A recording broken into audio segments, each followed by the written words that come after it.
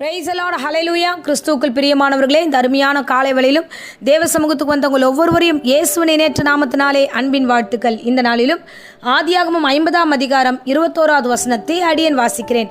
பயப்படாதிருங்கள், நான் உங்களையும் உங்கள் குழந்தைகளையும் பராமரிப்பேன். ஆமென், ஹல்லேலூயா. என் தேவன் தாமே இந்த காலை வேளையில் உங்களை குறித்து, உங்கள் வீட்டை குறித்து ஆண்டவர் ரொம்ப அழகான வார்த்தை கொடுக்குறார் பாருங்க. இந்த ப்ராமிஸ் நமக்குரியது. இந்த வார்த்தை என்ன சொல்கிறார்னா, நீங்கள் பயப்படாதீங்க. ஏன் ஆண்டவர் இந்த வார்த்தையை சொல்லுகிறார்னா, நம்ம நிறைய பிள்ளைகளை குறித்து பயப்படுறோம், எதிர்காலங்களை குறித்து பயப்படுறோம். பயம் அதிகமாகி போச்சு நிறைய பேருக்கு. எடுத்ததுக்கெல்லாம் பயம். எப்படி நடக்கும், இது குடும்பம் எப்படி விருத்தி அடையும், இது எப்படி நடக்கும், இந்த குழந்தைங்க மூலமா கர்த்தர் ஆசீர்வாதத்தை வச்சிருக்கிறாரா, என் பிள்ளைகளுக்கு அறிவு இல்லையே, ஞானம் இல்லையே, அவங்க சரியான திறமையில இல்லையேன்னு சொல்லி நம்ம புலம்பிக்கிட்டே இருக்கிறோம். விசேஷமா நம்ம இன்னும் உலக பிரகாரமான இருக்கிற பிள்ளைகளை வச்சு ஒப்பிட்டு வர பார்க்குறோம்.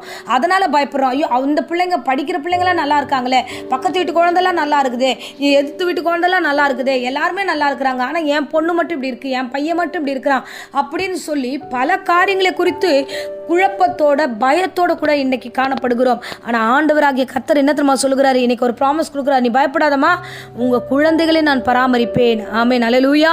இந்த வார்த்தைக்கு முன்னாடி ஒரு வார்த்தை சொல்றாரு பாருங்க, நான் உங்களையும். இன்னைக்கு கர்த்தர் உங்களை பாதுகாக்கலையா, உங்களுக்கு ஞானத்தை கொடுக்கலையா, உங்களுக்கு அறிவை கொடுக்கலையா, உங்களுக்கு வாழ்க்கையை கொடுக்கலையா, உங்களுக்குன்னு ஒரு குடும்பத்தை ஏற்படுத்தலையா?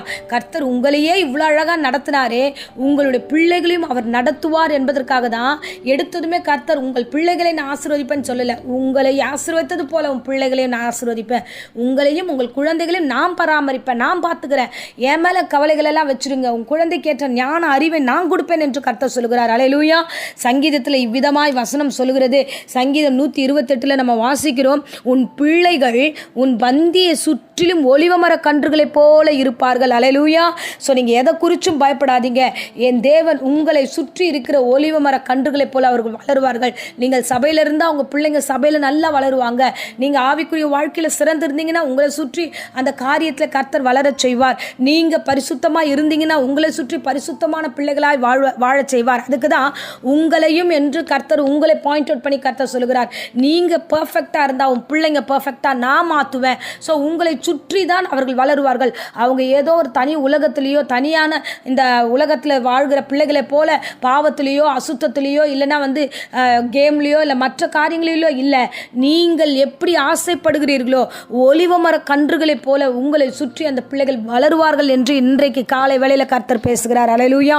அருமையானவர்களே, பிள்ளைகள் கர்த்தரால் வரும் ஒரு சுதந்திரம் அல்லவா, அது தேவன் உனக்கு கொடுத்த அறிவு அல்லவா, அது தேவன் உனக்கு கொடுத்த கிருபை அல்லவா.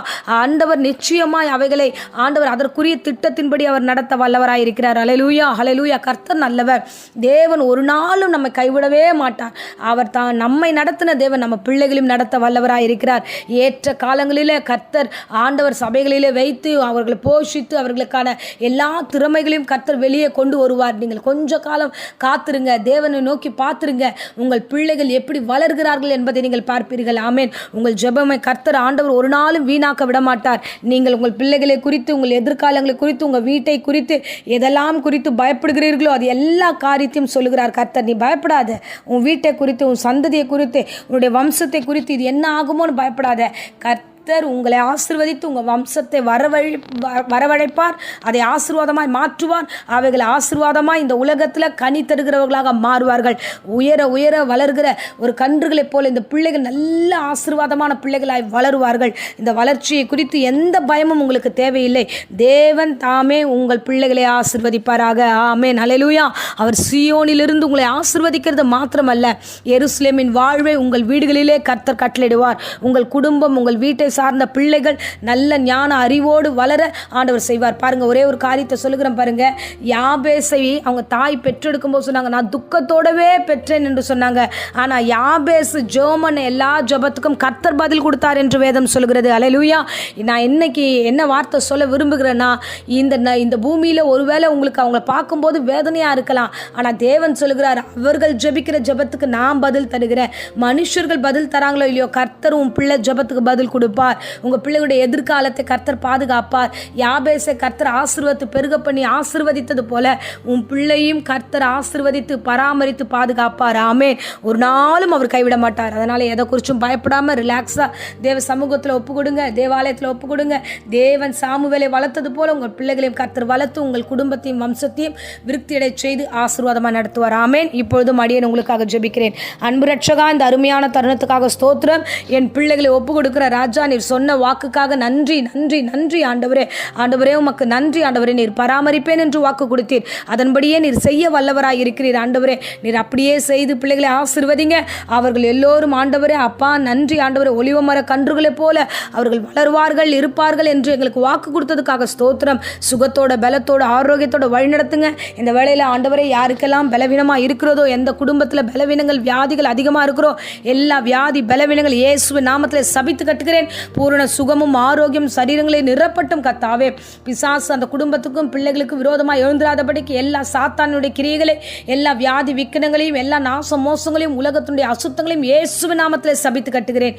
பூரண கிருபைகளோடு ஆசீர்வதியும் சாட்சியாக நடத்தும், சகலமும் நன்மைக்கு எதுவாக நடத்தும். கொடுத்த வாக்குத்தத்தின்படியே கர்த்தாவே பிள்ளைகளை ஆசீர்வதித்து ஒப்பு கொடுக்கிறேன் ஜீவனுள்ள நல்ல பிதாவே. ஆமேன் ஆமேன். Praise the Lord. God bless you.